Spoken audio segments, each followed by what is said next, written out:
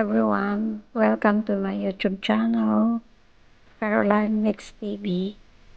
For today's video guys, magluluto ako ng fried noodles at gagamit tayo dito ng carrots, cabbage, shallot, tsaka garlic. At yung carrots guys, slice lang natin ito ng panipis na pahaba.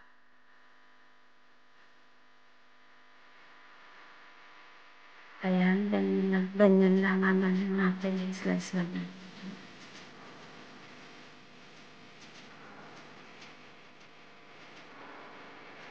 Slice into shredded carrots. Ayan. So, ganyan lang siya. And then yung cabbage, half lang ang gagamitin natin dito kasi masyado na marami kung gagamitin natin yung buong cabbage. Ayan. Slice din lang natin ito ng pababa, minimitis. Kasi yung gagamitin po natin na noodles is yung pino lang siya. Kaya mas lang natin yung paghiwa dyan doon sa noodles.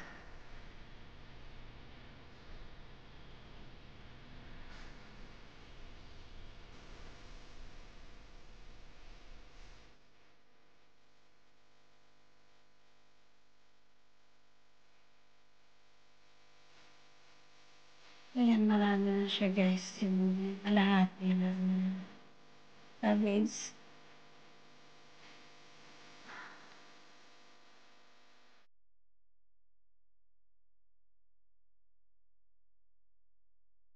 Kung bago ka pa lang sa aking channel, please subscribe, like and share, at pindot mo na rin yung notification bell at i-clicking na lang yung para updated ka na lagi sa mga susunod ko pang video. Ito, i-mince natin yung garlic. Tatlong piraso lang yung garlic guys. And then, i-mince natin.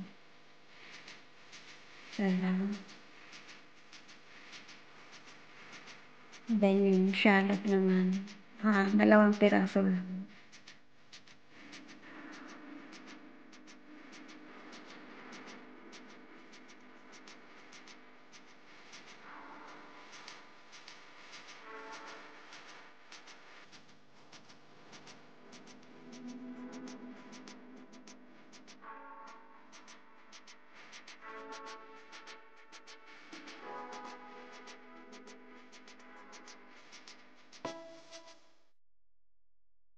Ayun.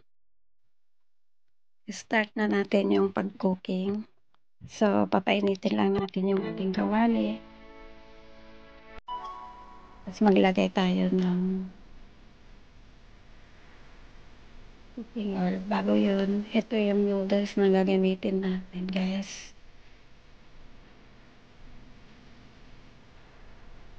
Ibabad lang natin ng konti. Habang pinag-init natin yung ating kawali. Then maglalagay tayo dito ng mga 2 tablespoon ng cooking oil.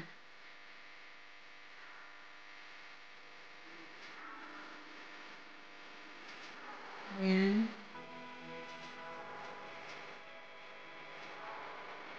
Gisa na natin yung bawang, shallot. Hanggang sa maging brown na siya.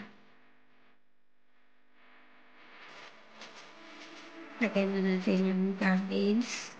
Haluin lang.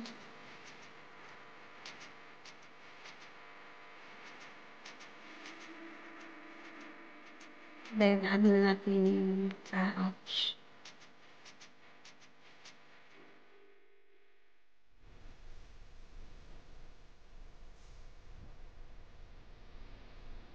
Mix lang natin to ng maigi. And then, maglagay tayo ng dark soy sauce.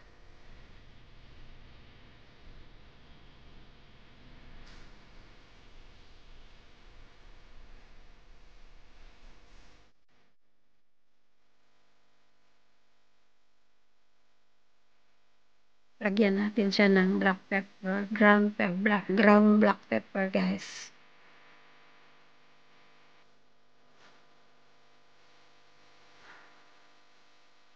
Ayan yung dark soy sauce. Then, haluin natin ulit.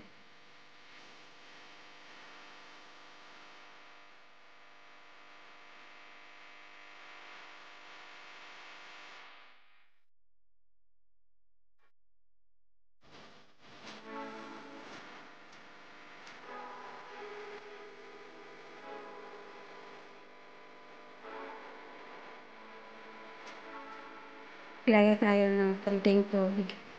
Konting tubig lang, guys, mga half cup o 1 cup. Kasi kailangan konti lang yung tubig kasi may maano siya.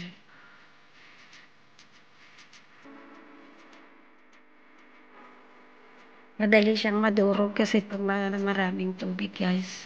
Hindi kasi madali lang maluto yung ating noodles. So, yan. Haluin lang ng haluin. Hanggang sa mag-mix na yung mga ingredients niya.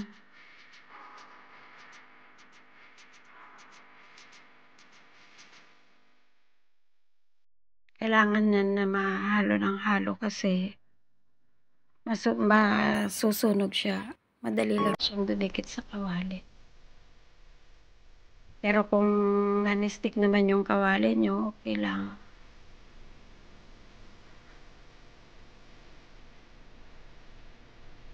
Naglagay tayo ng fish sauce.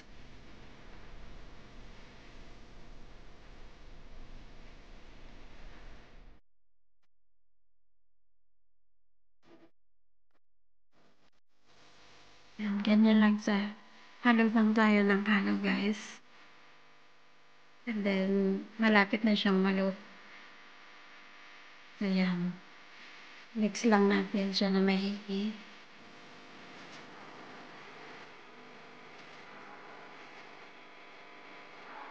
Hindi ako naglagay dito ng karne, guys. Gulay lang. So, yan. Try nyo. Masarap din siya.